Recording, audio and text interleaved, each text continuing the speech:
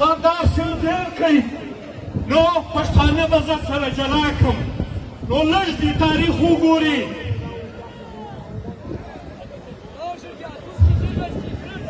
خبره داسې ده چا چې د پښتنو په مابین دا ډیورنډ لاین دا توره کرښه کش کړې ده هغه ډیورنډ لاین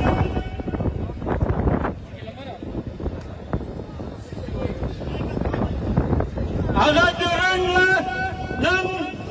د ډېر اسماعیل خان د ټاټ په مابین کې پروت دی هغه تاریخ دې وګوري هغه دغه غیرتي پښتنو هغه ډیورنډ وزلی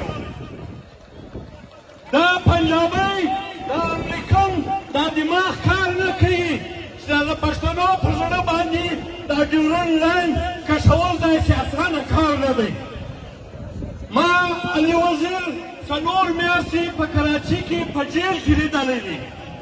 هغه په جیل کې دارې نه ګرځېدی لکه د جیل سپرنټنډنټ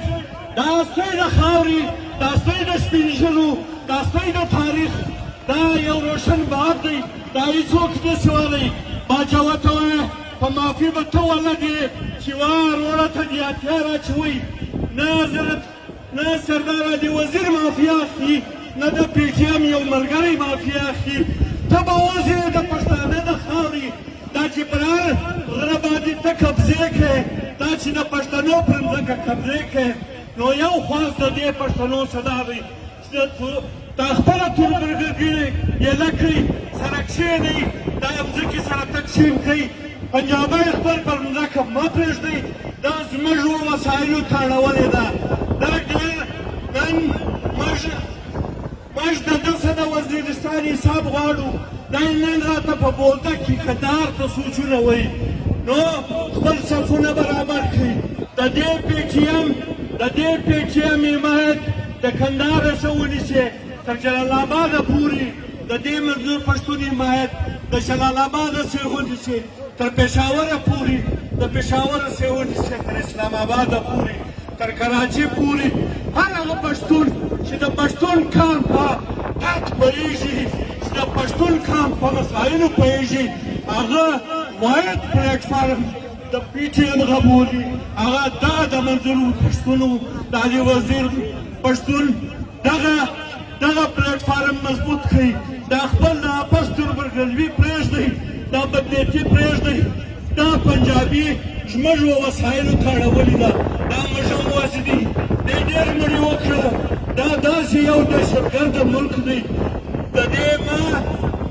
د 10 کاله تاریخ چې بډان اخبار کې ورباندې لکه بېنظیره چې حمله کړه لکه د پېښور اے پي ایس واقعه چې وکړه لکه د کوټې د وکیلانو 2 واره واقعه وکړه په زراو واقعات یې کړي دي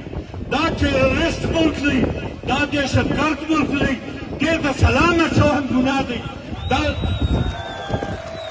د پنجابي سره نږدې ګرځېدی ګناه ده څوک چې د پنجابي سره په قومي اسمبلۍ کې کښېني د پښتانه سره خیانت کوي که په سینټ کې کښېني خیانت کوي که په صوبایي اسمبلۍ کې کښېني خیانت کوي تر هغو پورې پښتون خپل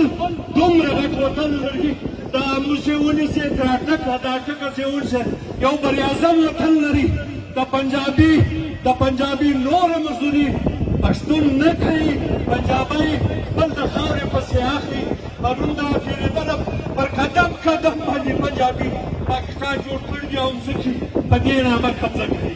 نو خپل وطن سنبال کړي دا ملک د دې نه دی وخت کم دی د اذان ټیم دی مشر منظور پښتون ډېر لوی اتل دی ملا یې ټینګه کړي که دا پلیټفارم یو د پښتنو تاسو ولاړئ بیا به 100 کاله بیا دا پلیټفارم نه شي ټینګولی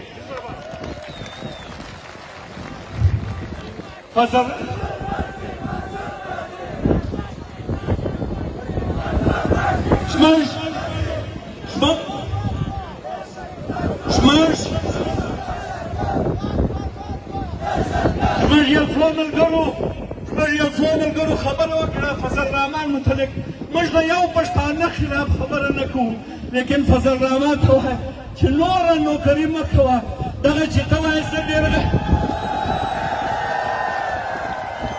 دا چې ته وایې زه ډېر غټ پښتون یم خدای دې وکړي چې ته ډېر غټ پښتون شې یې پلار دې پښتون و لیکن داسې لاره ورکه ده خپل تاریخ ووایه د دې خاورې نوره نمکارانې باید چې یو پښتون ولګي سلام ډېره مهرباني قدرمن مشر عنایت الله کاسي صاحب د انتظار لمحې ختمېدونکې دي د دې نه مخکې چې زه د لر او بر افغان ملي مشر منظور پښتون راغواړم دلته زموږ